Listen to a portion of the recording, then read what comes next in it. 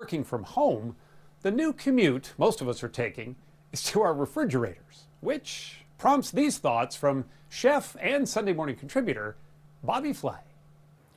Today, I'm talking to you not as the high-flying, battle-till-I-burn-down-the-building Iron Chef you see on Food Network, but as the father of a young professional just starting her career, and as a son of a father who is vibrant and sharper than any knife in my kitchen. But he's on the upper side of his 80s. I worry about them for very different reasons.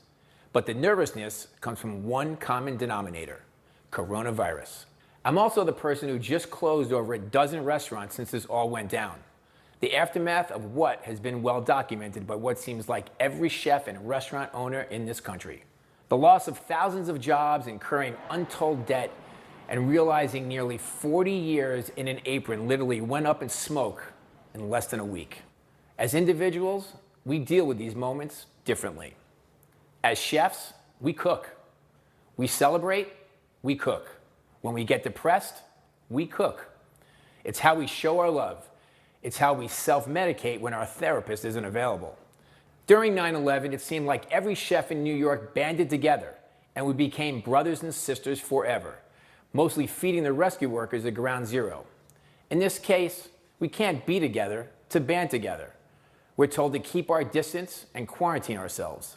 I have cooked no less than 3 meals a day at home for the last week. I work the stove constantly in between watching the news, making very hard phone calls, and every once in a while, binging on a show that I don't even like, just to distract myself from what I know the future will hold. I find myself reaching for ingredients that would create these Sunday night dinners. I'm using my skills as a chef, not to be clever, but to be resourceful. So meatballs and tomato sauce served with spaghetti one night becomes meatball sandwiches the next. I had some frozen shrimp with their shells, which I peeled, and I used to make shrimp stock. Then I used it to flavor some rice. I made old school chicken soup with whole chicken, and the overcooked meat was used for chicken salad sandwiches. And then there was the roasted chicken with lemon and spices, inspired by everyone's favorite person, Ina Garten, that I served with Caesar salad and roasted sweet potatoes. No microgreens or trendy ingredients. I bought what I could find in the market. It felt like Sunday night, every night. And for now, that's okay.